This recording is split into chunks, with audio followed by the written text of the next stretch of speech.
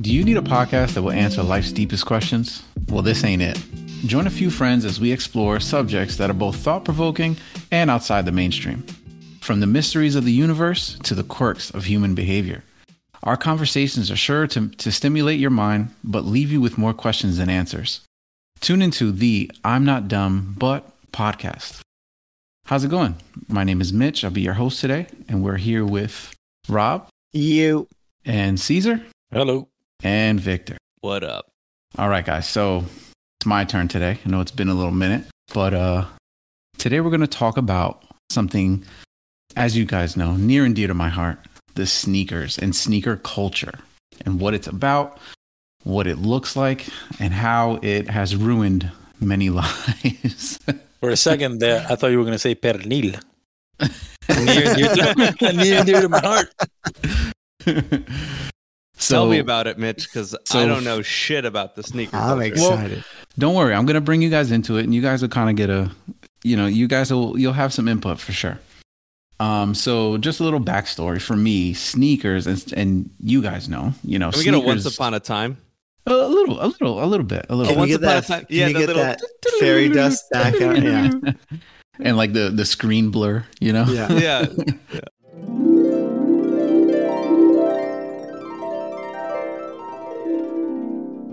Sneakers, oh man, that's been part of my life since I was literally 5 years old,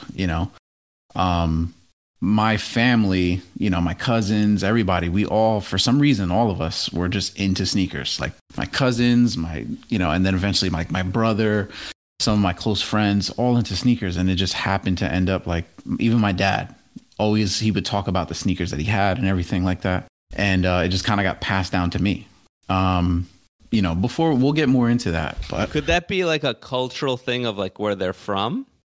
of course, yeah. And I'm going to explain that, kind of where it started, or not where it started, but one of the main influences is kind of a region, in America. Gotcha. But so just before we get there, when you think of sneakers, just the word sneakers, what do you guys think of?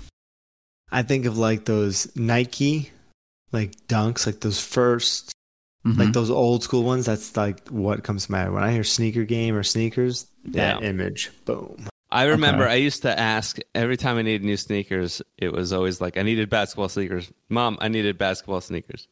Always basketball, yeah. I always needed basketball sneakers. Yeah. Yep. What about you, C's? It's funny. Jordans. Okay. I think because my first pair of Jordans with the red patent leather Jordans. Always remember that. And I'll tell that story probably later on, but so every time sneakers is what I remember. See, and you see kind of what you guys touched on was sneakers bring back memory, or a memory you had.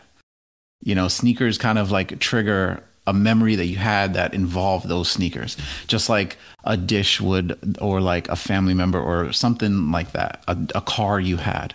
And it kind of relates to what sneakers are and what sneaker culture is. So that's my next question. Now, we know when we say sneakers, what do you guys think of? But now when I say what is sneaker culture, what do you guys think of? Yeah, buying and reselling those, yeah.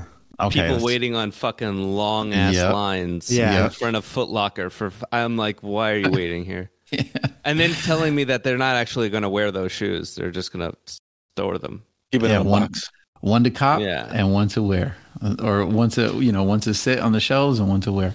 So basically that's kind of what sneaker culture is. It's different, there's different aspects of it, but basically what it is collecting sneakers is the same thing as collecting coins or collecting cards or, cars, or video games or music CDs, stuff like that. It's a collection, right? You create this collection of sneakers that you have, and you basically have it's something that you wear, and it's something that, kind of makes your identity with the sneakers, right?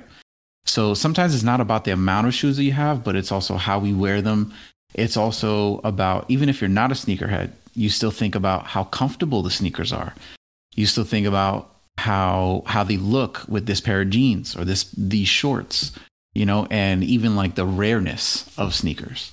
So some sneakers only come out like maybe like 200 pairs of sneakers are going to come out.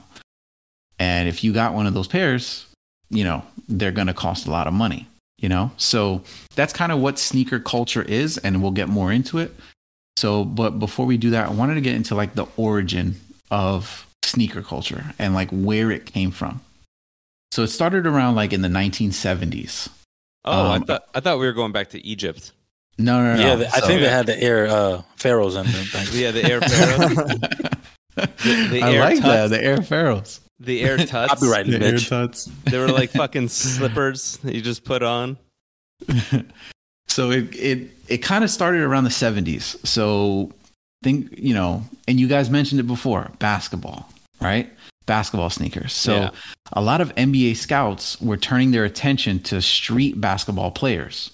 And what were these street basketball players wearing back in the day? Can you guys guess? Basketball sneakers? Or they were like Nikes? Converse, right? Converse. There you go. I think that was wasn't that the first basketball sneaker? For basketball? Yeah. Dude, high top Converse. High top, that was like, bro. Yeah. Oh, that was you like know what? That makes sense. My uncle had an old pair of high top Converse, and he loved playing ball. And if you think in that era, like our parents' era, you know what I mean? Mm-hmm. Like the 70s and 80s, that's like Converse were a big thing. The Nike Cortez, those were big. Adidas were big back in the day. And, basically they were looking for sneakers that were like streetwear, but you can wear on the court. You know what I mean? So it was kind of like a mix, and they wanted to see how they can basically make them like customers can buy them, wear them to play ball, and they just kind of wear them to go out, Who wanted to do this? The NBA. Oh, really? Okay. Yeah, the NBA. And, now, I can remember. They wear, like, the professional also wear Converse? Like, during games and stuff? Yeah, they wore Converse during the games. Oh, shit. Yeah, high top Converse.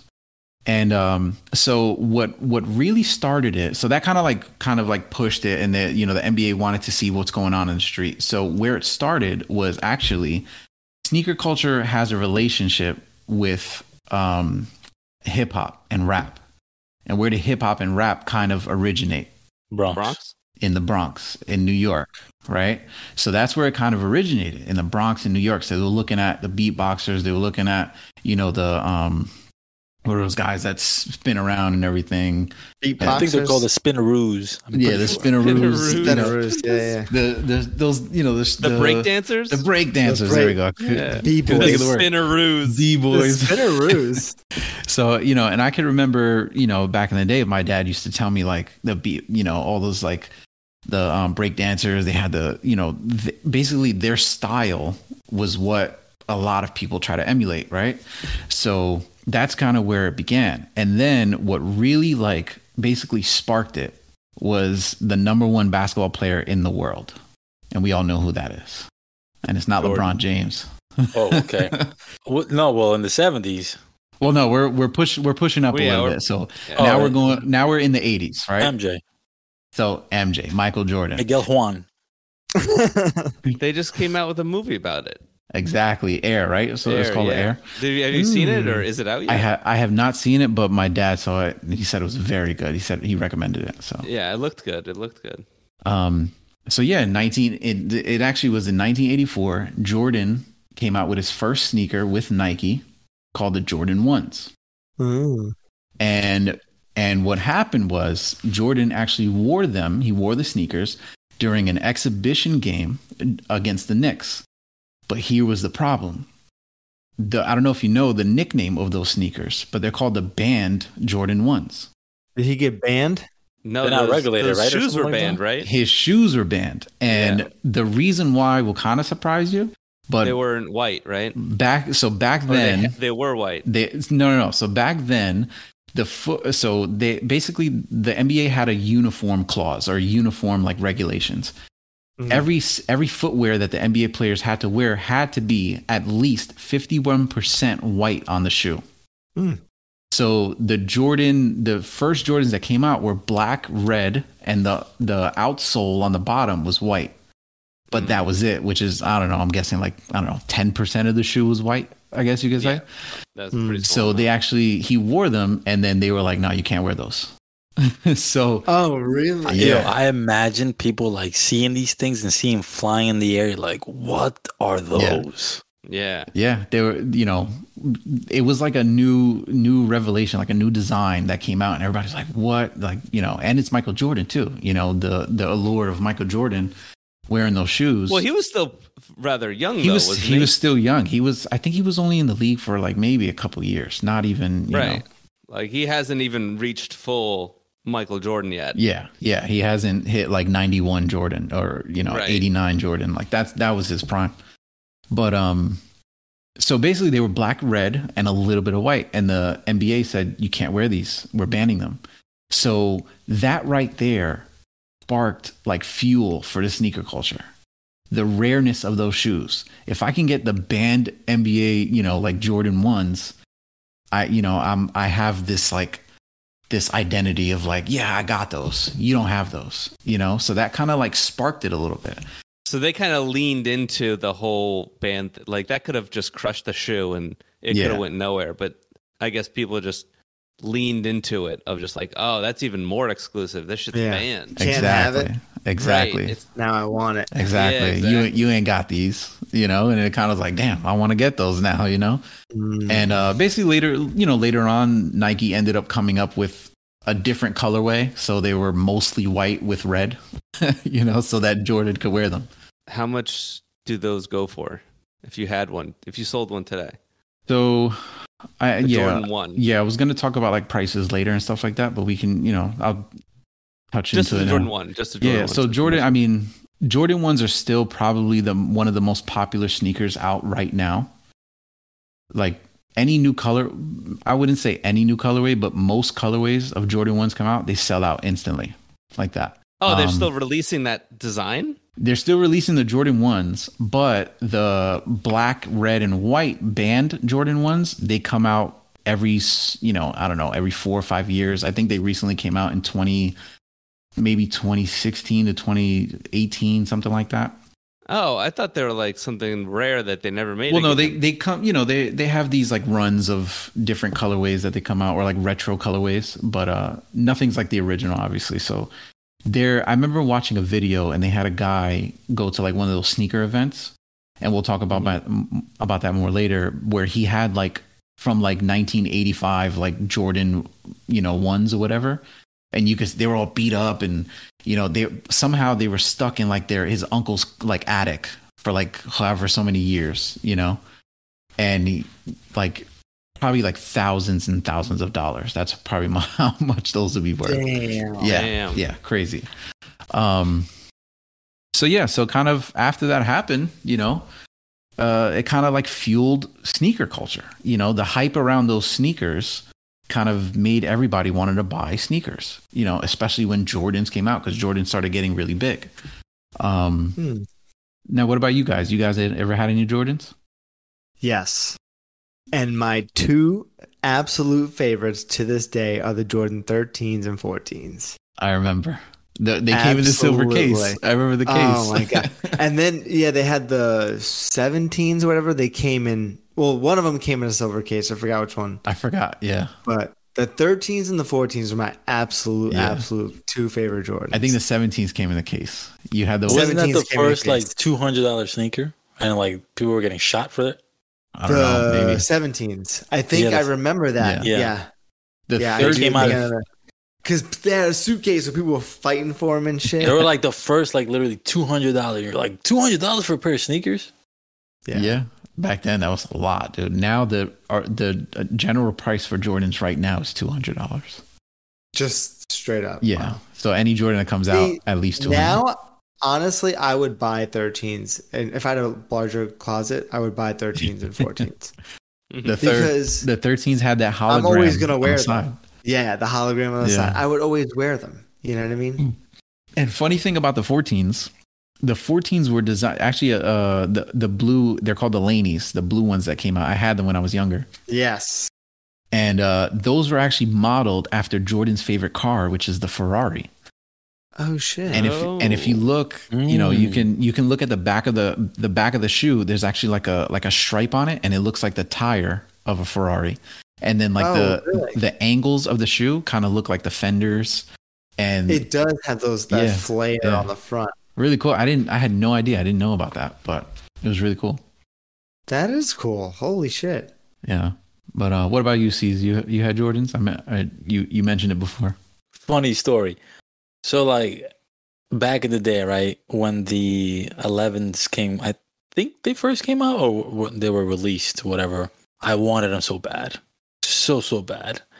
And I begged my mom. I begged her. I was like, I need new sneakers. She said, all right, fine. Went to the store. There's only one pair left. And they were half a size too small. And I put those things on. My foot was coming out the sides. My foot was coming out the tongue. I was walking in them like I was like kind of paralyzed. And I was like, they fit. And my mom was like, are you sure they fit? I'm like, yeah, they fit. Don't worry about it. They fit. So she's like, all right. I bought them. You know how like sometimes the sneakers kind of like cuts the back of your heel? Yep. Yeah. I wore it for a week and I stopped wearing them because they were too small. That sucks. But I wanted them so bad. And then I was like, after that, I was like, never again. Because I was like, no. That's hilarious. Would you just go out? Do you own them now? Did you ever No, rebuy them? this was in middle school. Mm. So it was, if I would have kept them. So you said the black and red, right? No, they were the white and red. Oh, okay. Low tops. The one sneaker I wanted, like I'll never remember, like I really, really wanted it, was the Nike Up Tempo with the air on the side. Yeah. And when they came back out, I bought them shits as soon I as I had remember that. money. Yeah, I remember that. I love that sneaker. It was like the best. Yeah, what about you, Victor? And it doesn't necessarily have to be Jordans, but any sneaker that you remember that were your favorite. Victor's a New Balance kind of man. I know. No, he's got the 511s. Well, he goes for comfort. No, I have. Well, now I do, but yeah, but he's the sketch. It was always Nike. It was always Nike. But I don't remember any fucking sneaker. It's like my mom would just go out and get a Nike box. I could see Victor as like a K-Swiss. With the shield. With the shield. Remember the Uggs? Not Uggs. The lugs. The lugs. The lugs. Oh, yeah. The lugs. My lugs. The Funkmaster Flex. Funkmaster Flex. That was my break. The driving shoe. That was my break into fashion. I had my all white lugs. Yeah, they were all white lug boots. Oh man, they were all great. White lug boots. Funkmaster Flex dropped another bomb on. Dropping bombs like I'm in my lugs. Oh man. You in the taxi? Hit me up right now. Oh man, that's great. But yeah, for me, my like ultimate. So basically, like, and I didn't even know this. There's like lingo with like the sneaker culture and everything. But there's like your holy grails, right? Your holy grails, like for Rob, your holy grail were those like up tempos where you wanted those again. You know, Caesar the breads or the white and red, 11s. Victor was the lugs. For me, I don't even wear those shoes all the time. I don't even know what happened to them. I think you wore them once, and then you were like, "Yeah, I'm done." I went through different phases of like I went from basketball sneakers to at one point skater sneakers. I was gonna say, didn't you have like etnies and shit like that? I went through a whole like skater sneaker phase. But skater sneakers shoes are fucking comfortable. Oh, they're so comfortable. They used to slip right on and off like fucking slippers. They are really dope. And then I just started. Now I'm in like my older phase of like just running shoes. All I buy is running shoes now. I actually just bought my first pair of New Balance. Like 2 weeks ago. Yeah. I still don't think I own any New Balance though. Did you get in your Ford Taurus and drive away too? But they are comfortable. New Balances are very comfortable. But my holy grail like sneaker was the Jordan 4s, the cool gray 4s, and I had them when I was probably like 17 years old, around there. And I don't know. I can't even tell you what happened to them, but they're called the cool gray 4s. Cool gray 4s. Yeah, those are nice. And those are my favorite. Oh, those are dope. Yeah. I remember these. Remember, not to get off Jordan, but remember when AI was a thing? Oh yeah, I absolutely loved those sneakers. The when he released ones or something like that. When he released, I think there was like 3 different versions, right? Well, he had the first Reeboks. Yeah. It had like the different colored toe. Yeah, whatever. It was kind of like it kind of looked like a jet, right? Mm-hmm. That one, and then he had like 2 or 3 pairs. He had like 2 or 3 different pairs. Those were absolutely loved it. Yeah, Allen Iverson was crazy back then. It was probably also him too. Yeah. But yeah, so that's what for me, and for me and a lot of people, Jordans are like synonymous with like sneakers and sneaker memory and sneaker culture. And I remember, I think my first pair of Jordans, I think I have a picture of them. They were actually Jordan 4s. They were like white Jordan 4s, white and something else. And I have a picture of me wearing them. My dad's like sitting on a couch behind me. And but I remember one of the memories that I had was one day I came home, and it was actually the 13s. And my dad came home with black and red 13s. And I still remember to this day, like because my dad used to come home at like midnight from work. So I would just wait for him like on the stairs. And I remember one day he just had a bag in his hand, and I was like, "What are those?" He's like, "Oh, I bought you some sneakers." And I opened them, and it was they're called the Breads, so they're called the Bread 13s. And I opened them, I was like, "Oh my gosh, this is like." And I remember I wore those every single day. I shredded those things. But yeah, those are like, that's like my best memory as far as like sneakers. Those things were awesome. Yeah. And but yeah, that's kind of like, the start of it, like how it started, at least for me, with like sneaker culture and everything, and how the world kind of like started with sneaker culture, buying sneakers, collecting sneakers. I've watched many videos of like these sneaker collectors that have thousands of sneakers, thousands and thousands and thousands of sneakers. And like they started when they were like in the 90s. These guys are like maybe 40, 50, 60 years old. But since like back in the 90s, they've just been buying sneakers, collecting sneakers, just like the way people collect cards or coins or whatever it may be. People collect sneakers too. And that was like how sneaker culture started. And then, how it like lasted for so long. And then, we'll get into how like it evolved almost and how it is today. And a lot of those old heads that were like part of sneaker culture, and even me kind of, I'm not so much anymore, but like they basically explain like it's terrible now. Like people hate it now, Really? Yeah. Are you gonna be like, get off my lawn? You're gonna be the old people, like, get off my lawn. You know what I'm saying? Back in my day, everything used to be better. There's part of that. There's part of that. You do that now with everything else. It was better then, but it was better. Yeah, there's early 2000s, 90s, late 90s to early 2000s was the peak of human civilization. we talk like that now. Fuck. It's true, man. And even basketball was better. Yeah, I was just gonna mention food was that. Better. The air wasn't polluted. Yeah, air wasn't polluted. It was better. We didn't. Canada wasn't burning. Yeah. And even Caesar, like you said, like even basketball players back in the day, they don't necessarily like basketball now, and that's everything's evolving. But it's like for some reason I feel like it's not getting better. Some things are, but some things aren't. So I kind of got into it before, but as far as like how I got into sneakers, I started with like my dad buying me sneakers, and then it kind of evolved as I got older. I started making my own money.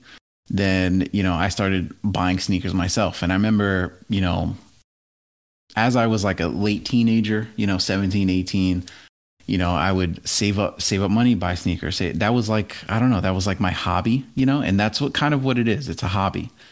And at one point up to like my 20s, I can't remember now, but I had between 80 and 100 pairs of sneakers. Damn. Jesus Christ. 80. Where did you put all of them? So I literally, and I was one of those that I had like, the nice like sneakers that I kept those in the boxes. And then I had the sneakers that I wore like kind of on rotation, like out of the boxes, I remember talking to you about this once, and you were showing me some of your sneakers, and you were like, "Well, yeah, I'd wear it. I wore it once, and now it's away. Yeah, and I'm never gonna wear this again." I was like, "What are you talking about? Why the fuck would you not wear it again?" Yeah, and that's kind of where I was, and I feel like if I didn't have kids and got married and everything like that, I'd have hundreds.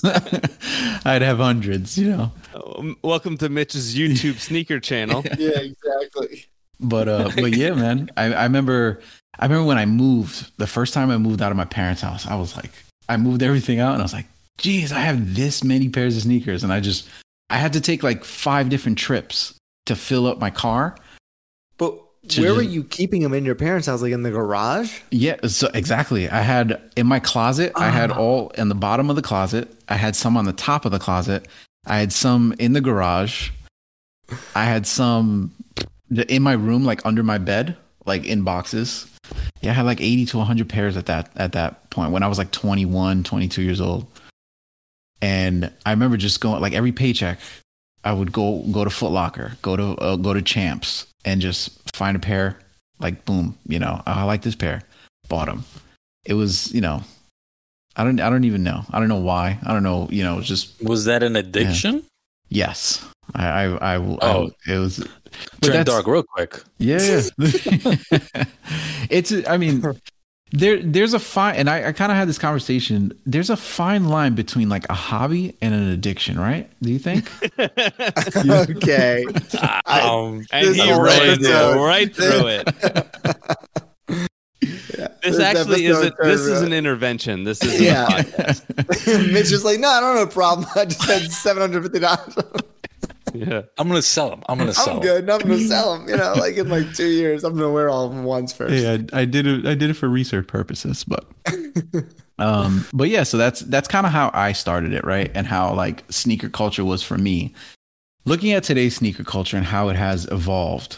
So I remember walking into a Foot Locker, a Champs, and being like, "Oh, I like these Jordans. Let me get a size 11." Boom, they come out. They spend a couple minutes, get the sneakers, come out. Here you go. Here's your Jordans. And you pay and walk out. Those days are over. Like, what do you mean? Really? Completely. Yeah. Isn't that just how called do you buy buying? Jordan? Isn't that just called purchasing? Yeah. Well, here's the thing.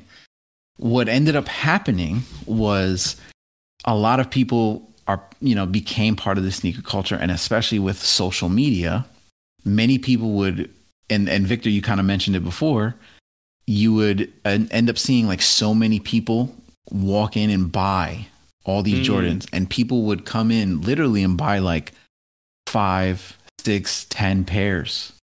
Right. And at that time it was new. So like the store was just like, oh yeah, here you go. Here's 10 pairs, but then you got like 9 other people that wanted the same sneakers and couldn't get them. Wow. And then that person who bought 10 pairs of sneakers that costs let's say $150 will now sell them for $200 because capitalism, baby. There you go. Because capitalism. They created a demand. Well, yeah. So I don't know if you looked into this at all, but how does Foot Locker feel about this? Because now there's a secondary market that is making maybe not more money than Nike is, but I mean they're selling it for a much higher price than what Nike just sold it for, or did they not give a shit? Well, how much of a profit is? Oh, I don't know. That's a good question. Well, because Nike's making this shoe for what, 3 cents because they're using child labor. Yeah, Nike's making a ton of money. Yeah. They're making already a good amount of money, but I mean, selling it for $150 and then seeing it being resold immediately for $200, $300. I mean, that's got to be like, what the fuck, right? And that's a good question, and I feel like. I mean, I don't think Nike cares, but I feel like Foot Locker and, all these other stores, they might care, or they, because then it's like, oh, well, we're losing out on money, But I imagine since they're buying in bulk, right? They're not buying it for $150 a shoe, right? So they're making them bread. True. Like they're making money, but they're not. I don't know. It's like the whole. let's say a person goes in and buys 10 pairs and sells it for like 25% more of what they bought it for Foot Locker, right? That's cool. Foot Locker, that's only 10 pairs. That's a drop in a bucket for Foot Locker. Mm-hmm. So that's only the beginning. We'll get to more. So it kind of started with that, right? Then these stores started noticing like, oh man, there's so many people that want these sneakers, but they started limiting just kind of what they did, recently, like, oh, you can only buy like 1 pack of chicken or 2 packs of chicken, whatever. They started doing the same thing. Like you can only buy 2, like I'm going to limit it to 2 pairs per customer. Right. So they started doing that. And then that's where they started all these lines. So Victor, you mentioned that before. You see people like waiting on lines for hours and hours and hours. And I remember doing that once in my life. And I waited, I don't know, probably like 4 hours. And I was like, I'm never doing this crap again. Like I waited outside of the mall and they opened the store. And then by the time they got like maybe like 10, 15 people ahead of me, it was all sold out already. And I was like, so I just waited for nothing, right? 4 hours? Yeah, I waited like 4 or 5 hours, something like that. And I was crazy, like, I'm never doing that again. Yeah. So that, then it evolved to that, right? Then what ended up happening was like people would like rob people right out of the store. So like people would wait on these lines, come out like, yo, I got my pair, walk down the street and get robbed. Some people also get killed. Capitalism. Yeah. So, that ended up happening. And a lot of these stores are like, all right, that's not safe. And they're basically, I don't know if it did happen, but, they would start blaming, like Foot Locker or blaming the stores for for letting this happen. So what they started doing, moving ahead now, what they started doing was a raffle system. So you would join a raffle and they would just kind of pick names or pick, numbers. And if you had that number, you get a chance to buy the sneaker.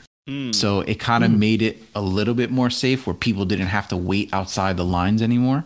Now, is it then delivered to you like via UPS or is it you still have to go to the store? In the beginning, you still have to go to the store. So I kind of remember this too. Like you have to, I remember going to a Foot Locker and say, hey, when do these shoes come out? And then they're like, oh, we have a raffle. So you would like put kind of like a deposit in for the raffle. And then if you didn't get it or something like that, like you had to pay a little bit to like be in the raffle. But then if you didn't get it, like it was like $5 or something like that. But if you did get it, then you could go to the store and pay for the shoe.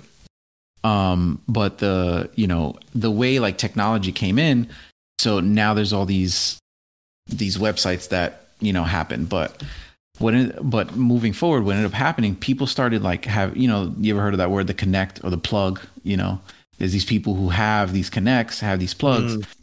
And dude, these people would end up buying like 20, 50, 100 pairs of these sneakers.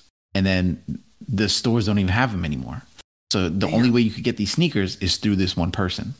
So they they just bought all the sneakers, had a monopoly on it. And it was like, yeah, my price is 200 if they cost 120. And if you wanted them, you paid for them, So that's what kind of ended up happening. And then it evolved and everything like that. And that's why like so many people are just like, I just want to go to a store and buy a pair of sneakers, Right. That's what I want. Yeah. And, that's kind of how it evolved into. And then now basically what it is. So you have companies like Nike and Adidas. But if the problem is this, why don't they just make that for everything? Why don't they just say you only buy it online or whatever and buy them all? But like limit it to two per person or something like that. 3 per person. They started that. They kind of started that. So now you can buy them online, and they get shipped right to your door, but they still do the raffle system. So Nike only makes a certain amount of Jordans, Adidas only makes a certain amount of Yeezys, well, not anymore. They're not making anymore, but, and we'll get into that too. They're burning them all right now, right? And, so Nike, the way they do it is they come out with they have a Nike app, right? And then they also have a Nike app called Sneakers. And the Sneakers app is where you go on there and you basically go in for a raffle, or like it says, hey, these are dropping at 10 o'clock. You sign in at 10 o'clock and you press the button and you try to get the sneaker. But I've tried it many times, have not hit on any sneaker once. And basically what it is, you have what these people created was bots. I don't know if you guys heard of those. Bots for everything. They have bots for everything. Bots for everything. They have bots that for the go in PlayStation exact 5? at that time. Yeah, PS5. Oh my all that God. stuff. I wanted one so bad. Yeah. So bots basically controlled, and I've actually watched like a documentary on a guy who has bots, and it was for sneakers, and he basically he has like 5 computers, signs into like whatever these things, and it was for the sneakers app. And he has these bots go on the sneakers app, and basically he's like, oh, he's talking to the camera. And he's like, oh, one of my bots just hit. And he's like, oh, one of my other bots just hit. Now I got like 7 pairs. And then what they do is they end up buying like size 7, size 8, size 9, size 9.5, size 10. The most popular size shoes is between 10 and 11.5. Right. So those are the first ones that sell out. So, and think about most male adults. What size are we? Between 10 and 11.5. You know what I mean? So those are the ones that sell out like that. I'm a 12, actually. How's bragging camp going? I'm an 9.5 player. I'm good. But a strong in women's 9. or in men's? It's strong boys, yeah. How do you stand up? Fine. I fluctuate. I go with some shoes I'm an 11, some shoes I'm 11.5. My boots I'm an 11.5 for some reason. Yeah. But yeah, so these bots, they kind of killed everything, and then these people, have all these sneakers, and then but that's. And what is it? Like, what is a bot? So a bot is just a computer like program. It's a program. Yeah. It's just to run automatically. So if I say, hey, listen, go onto this website and click on this button at 11 p.m. At exactly 11 p.m., at that exact second, it will go through its procedure and do it faster than any person can because it's automatic. Yeah, you could use bots for anything. You could use bots for posting on social media, on anything. It's just an automated system. Yeah, and I remember the last time I went on Sneakers app, the Jordan, what's that movie? The Spider-Man. Into the Universe or something like that, or the Spider-Verse. Yeah, the new one. The pair of Jordan 1s just came out as a collab with that movie, and I wanted to buy them. And I remember I put a notification. I was on the Sneakers app, like going through like the videos so that it made me look like I'm not a bot, And I remember at 10 o'clock, it was 9:59. I had the app open, and I'm like waiting. Boom, 10 o'clock. I hit it. It basically, and all of your information is already saved on there. So all you got to do is hit it, and like your size, your card information, your shipping, all that stuff. You hit the button, basically makes this little thing to check if you're not a bot. It checks if you're this, checks if you're that. And I literally hit it at 10 o'clock on the dot. It said your size sold out, and I was like, what? So, and then I've heard from many people, sneakers is a luck of the draw. You just have to be lucky. That's the only way you can get a sneaker on there.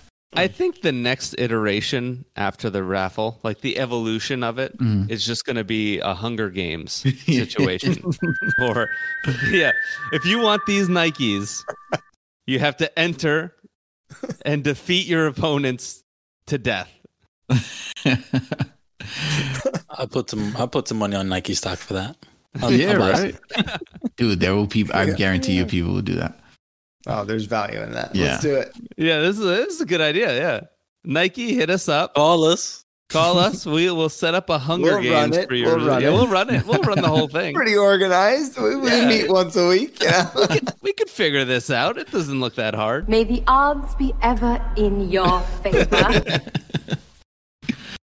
And so that kind of, that's a thing, and then, but now there's websites, right, called StockX. Now there's websites called GOAT, where you can go on there, and it's almost like the stock market, right? And it gives you a price of like how much these sneakers cost during this week. So when they first come out, before they come out, like a week before the sneakers drop to like the public, the price is really high. Then with demand, they're out, the price drops. So like, not the retail price, but the resale price. So people buy them and resell them. So the resale price actually drops when everybody gets them. Then through time, it kind of gradually goes up because everybody bought them already. So now they're sold out everywhere. So now the price goes up and it kind of like levels out depending on the shoe. So you have some shoes that you buy them for retail, and then they'll kind of stay at retail because they're not a good colorway, Then you have something else that will sell and skyrocket, right? Like the Travis Scott Jordan 1s, or any Travis Scott sneaker that came out. Those skyrocket. Is he big right now? He's with sneakers, yeah, he's huge. Travis Scott? Yeah. He's so hot right now. Yeah. He actually has he's got into like Air Max now. But he's still with Nike, Jordan Nike.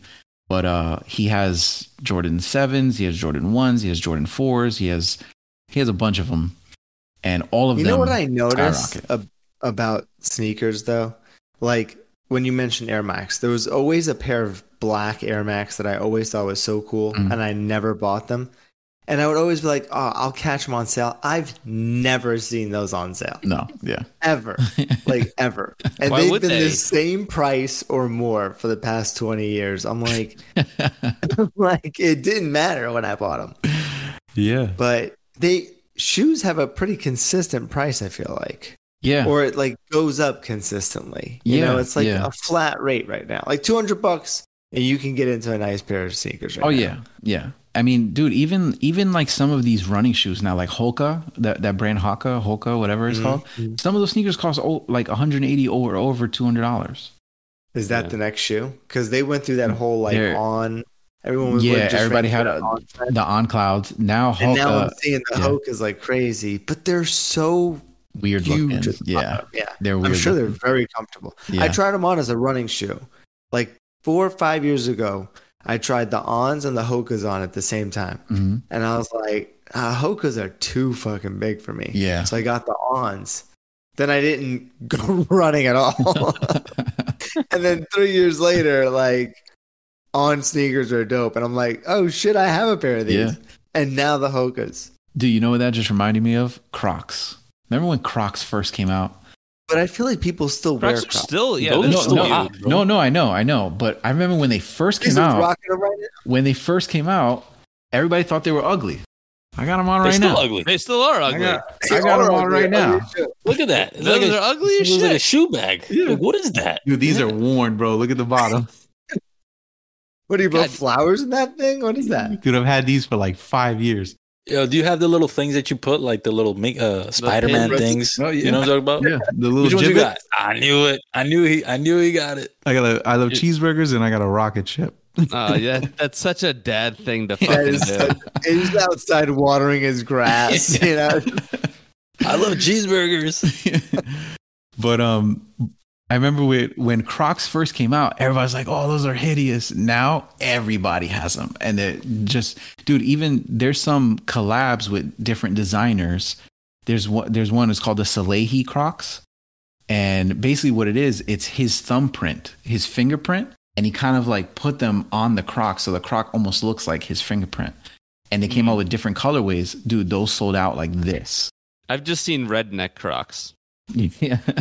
You know what I'm talking about? The ones that are just like camouflage. Yeah, the camo ones. The camo ones. They have so many different colorways now with Crocs. It's crazy. But yeah, so that kind of reminded me of that. Are Uggs still in? Remember when that was around? Like everybody had Uggs. Girls still wear Uggs, but yeah. The boots with the fur. Right. Boots with the fur. Apple bottom jeans. Yeah. Yeah, Uggs are still a thing, you know. Yeah, but it was a thing. Oh, remember yoga pants and Uggs? The yoga pants are still in. Pretty sure that's still a thing. But that, like, is that still a thing? I remember that. Like, was it an end of high school, college? It was just like those are those basic girls. People wear pajamas to the fucking gym now. Oh yeah. Really? Yeah. I see it at the gym all the time. Yeah. All the time. And I'm like, what are you guys doing? Dude, pajamas with like moccasins. Yeah. Yes. Really? Yes. Yeah. Yes. Oh, now everyone and now like the serious people fucking don't even work out with shoes on. Oh yeah, they take their shoes off. They take their shoes off. Socks. Right? Like, what is up what with are you that? doing? Yeah. What extra? They want to get ability grounded. to get Those are Yeah. they're watching the influencers. Yeah. That's what Yeah. they're doing. Yeah. Yo, Mitch, you know one thing that I have noticed about the whole sneaker culture Yeah. is that a lot of these companies are getting a little bit more creative with the marketing, right? So they're actually, they're no longer like trying to get like famous sports stars or athletes. They're starting to reach like you mentioned earlier, Travis Scott, Drake, anybody that has like a social media following or any sort of following. They're starting to target them, and because like it's working, it seems to be working. Sense, though. Well, they just Jordan actually just picked up a girl. She sings or something like that. I forget her name, but they just did a collab with her. Drake has his own sneaker with Jordan. Obviously, Yeezy. Yeezy was with Nike, and then Nike didn't want to give him like creative control of the sneaker, so he left Nike and then went to Adidas. Checks over stripes or something like that. Yeah, checks over stripes. I mean, this is like sad to admit, but I mean, at some point, like people are only going to know Jordan from a sneaker.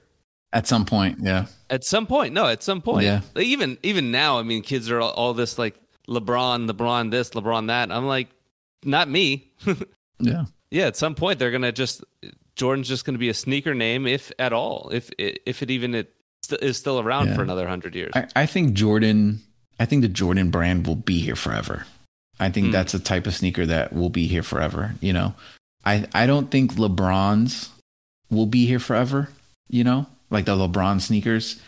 Well, I just mean that like it's as generations go by. Oh yeah, yeah. Names are just gonna go kind of by the wayside, so they need to just keep up with musicians or other things that they can just latch onto with huge followings. I mean, music. You know, their music. You know, the music doesn't die. You know what I mean? Especially like the good songs. It'll still like 2-3 generations. People are gonna be like, "Who the fuck is that?" Yeah, yeah. But yeah, just getting to it, wrapping up here. I know we didn't really talk about like the sneaker con events. You know, I know they have like Comic-Con and stuff like that. They have sneaker cons? They have a sneaker con, bro. You've been to one? I've never been to one. I did want to go at one point when I was younger, but then I got older and I was like, I don't feel like going. I don't like big crowds anymore. But what is that? Just fucking exhibits? Yeah, just exhibits of sneakers. So basically, what SneakerCon is the world's biggest sneaker show. So like kind of like a gun show or a comic show, whatever. They basically provide a giant space of vendors. So there's like all these vendors, right? Sneaker stores, all these like little small businesses. You know, if I had a bunch of sneakers, I'd just go there. You know, and that's where people buy, sell, and trade for some of like the craziest sneakers that come out, right? So, you know, like let's say we all went there, right? And we found a pair of sneakers that we like. You're like, oh, I like these. And there's a guy behind the table, like, yo, how much are you selling these for? And he's like, oh, $350. You know, and then you kind of haggle with him, like, oh, I'll give you 300, you know, and you kind of haggle with them. Or if you have your own sneaker, you can literally trade with them. You're like, I'll trade you these and like, you know, $50 for them or something like that. That's cool. Yeah, so you can do that. But what ended up happening, right? And I thought this was crazy, that there's people there who literally go there and they'll have like a whole table full of sneakers, right? They have like a whole setup. And there's a guy who'll come and he's like, yo, I want to buy your whole table. And he's like, and they'll do the calculation, $95,000. Jesus Christ. Yeah. I've seen and people, they'll buy it? Yeah. This dude is like, he'll calculate. He's like, all right, I got Travis Scott's. I got these. I got, these Dunks. I got these Jordans. He'll say like, $100,000. And he's like, oh, I'll give you 95. And then they'll like shake deal. $95,000. He'll just buy the whole table. To be honest though, I saw like remember that show Pawn Stars? Yeah. There was one where he went to like a guy with a sneaker collection, and my man was like, yeah, I want I think it was either 1.5 or 2 million. Oh yeah, yeah. And the guy was like, Was he like, let me call my sneaker expert? He was with the fat guy Chumley. Yeah, but like they always have that random expert. Yeah. They're like, I have a piece of the space shuttle. Okay, let me call my NASA space guy. They know somebody. I know a guy. Yeah, I know a guy. How do they price stuff like that? Yeah. Let me get my UFO expert on ancient Egypt guy.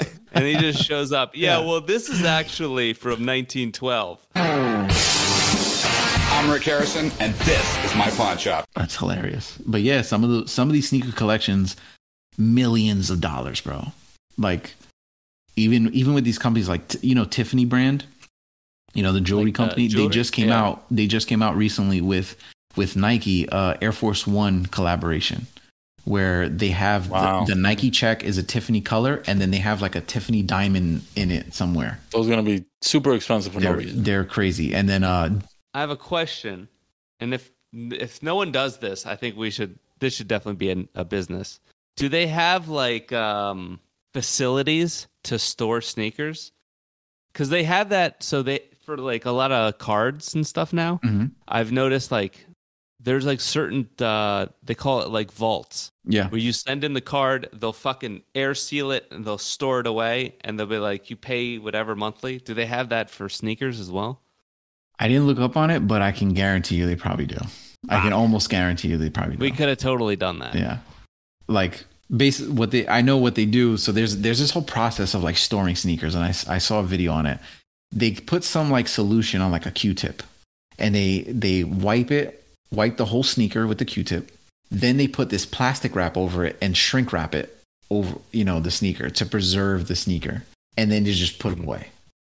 And then they're not touched from, and that's how they, so I'm sure some of these like rare sneakers, like one of the other sneakers I saw was a pair of Dunks, Nike Dunks. And, but they did a collaboration with Dior, that brand Dior.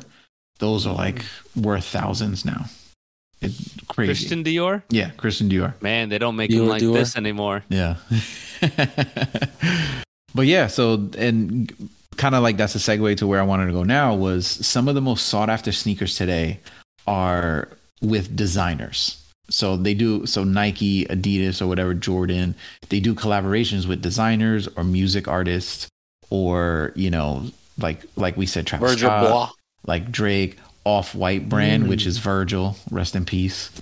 Those were cool looking. Yeah, all the Off-White. Some of them were like, it's kind of stupid. The Off-White Some brand. of them were cool looking. Yeah. Are they going to have like the Pedro Pascal? Well, edition? I would buy a pair. Yeah. I'd buy a pair. I'd buy a pair. So, or TV shows. Do they have TV shows? Well, so you mentioned Spider-Man. So they have. I mean, Spider-Man. I know some of them. Dude, there's so many sneakers. One of the most, and I have it here. One of the most sought after Nike Dunks are the Ben and Jerry Chunky Dunkies. What? Yes. So I don't know if I can. If you look it up, just look it up real quick on your computers. Ben and Jerry Chunky Dunky. Dude, these things look like the Ben and Jerry brand with like cow. They actually have cowhide on them, and like they're blue and like yeah. And dudes, these are like so rare that like you can't even find them anymore. And they're kind of cool looking. I don't know who would wear them, but cool people. Yeah, cool people would wear them. You can rock them. And but yeah, and then actually one of my my wife's cousin. She has, he's a sneaker like collector. Like when you talk about sneakerhead, he's a sneakerhead. He has like these just stuff you've never seen before. Like there's a brand called Concepts, and they did a collaboration with Nike Dunk, and they basically it's called the Nike Dunk Lobsters, and they have an orange pair, a blue pair, a red pair, a purple pair, and I think another color, something like that. And they're called the lobsters because they have this like rubber band that goes over the toe of the shoe. And so it doesn't bite you? Yeah. So basically like a lobster, how they put the rubber band. And dude, these sneakers are like they're just sought after. Like everybody wants to get these sneakers. And if you have them, you try to resell them, they're worth so much money. and these are like $150 sneakers. Now they're like hundreds of dollars. You know, it's just crazy how this happens. So, so like I was saying before, you know, I've tried this so many times to like resell sneakers and all that, you know, and I tried it just now, and I know like with Yeezys, when Yeezys first came out, Yeezys were super popular. I think they started coming out in 2018 or 2017, something like that.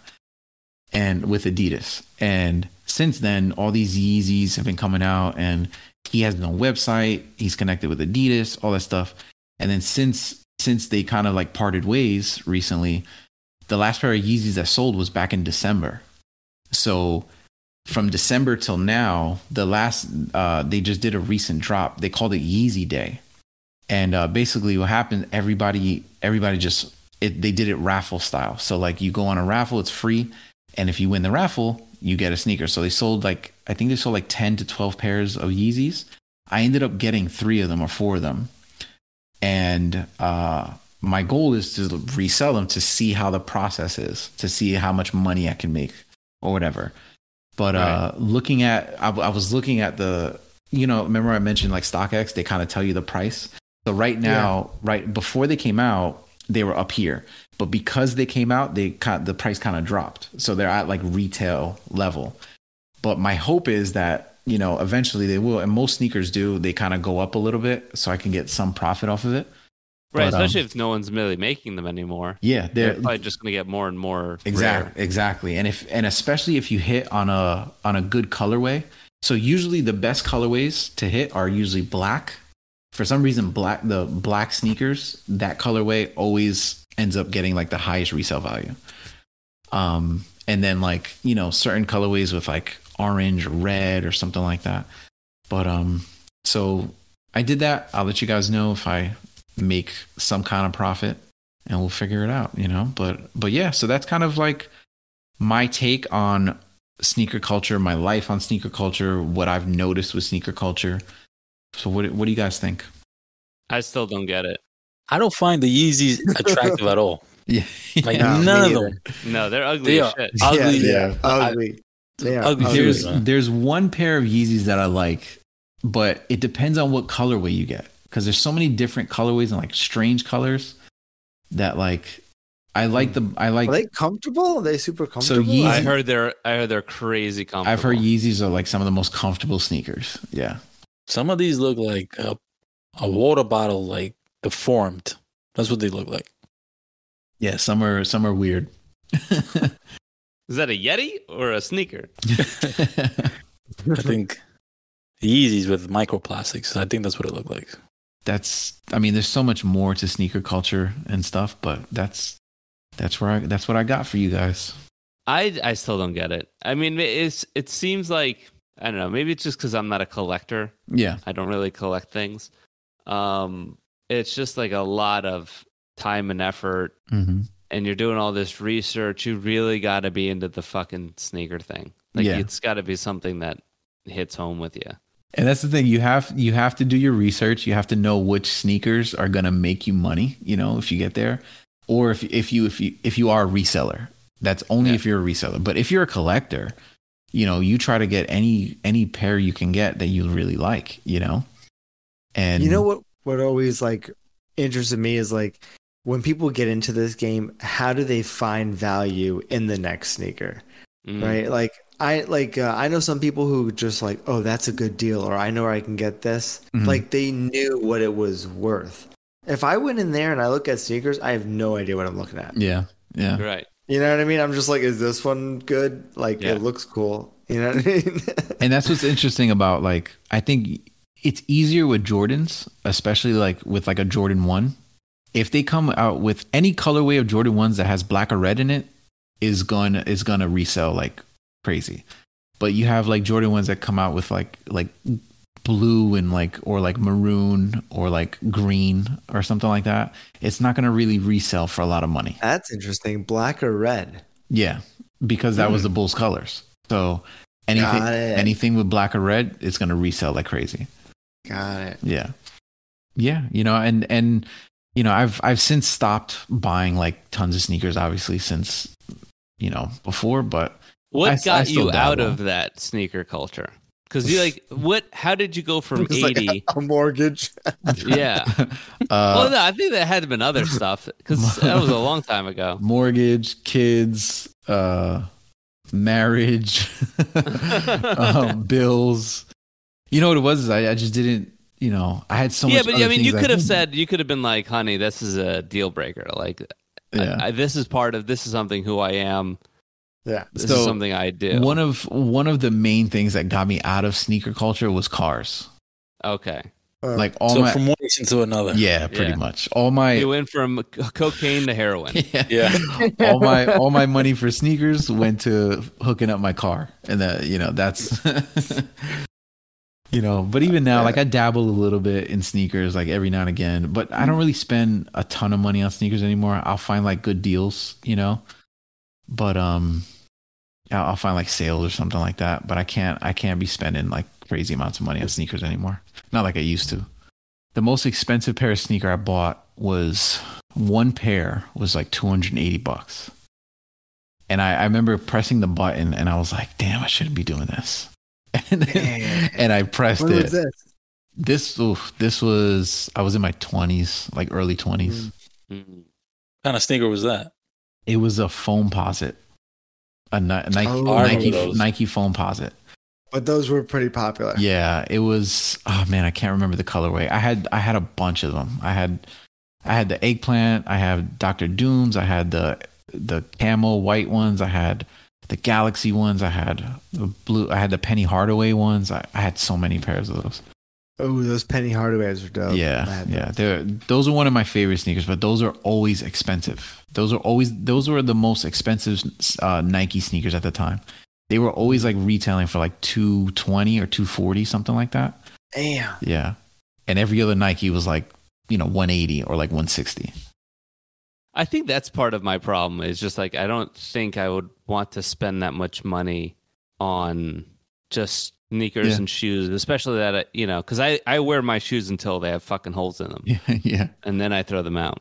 And then I've always wanted, if I had the money though, to like get a collection, I would do timepieces. Yeah.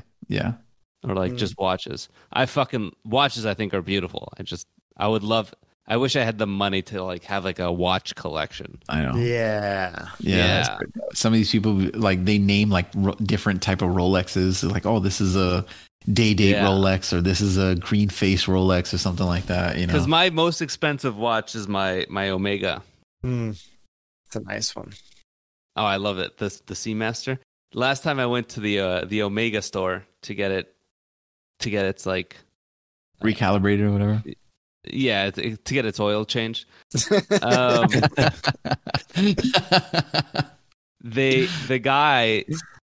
guy's looking at it. He goes, "Oh man, this is the nice one. This is the one from this is the James Bond one from Casino Royale." And I'm like, "Oh yeah, I didn't know that." I knew it exactly. That's the reason why I bought it. But I was like trying to play it off, like, "Oh, I didn't know that." No. Yeah. I got a Citizen. That's my most expensive. I mean, people when they saw how much I paid for that watch, they were like, "You're dumb for doing that." And I'm sure people said the same thing to you when you would buy these sneakers. Like, "Oh, you're dumb," but it's not. That's not the point, right? And my thought about it is that if you don't have a hobby, or like if you're not a collector, so everybody has their own taste in what they want to collect or what they want to buy, and it's like you don't understand, right? So there's that whole aspect to it.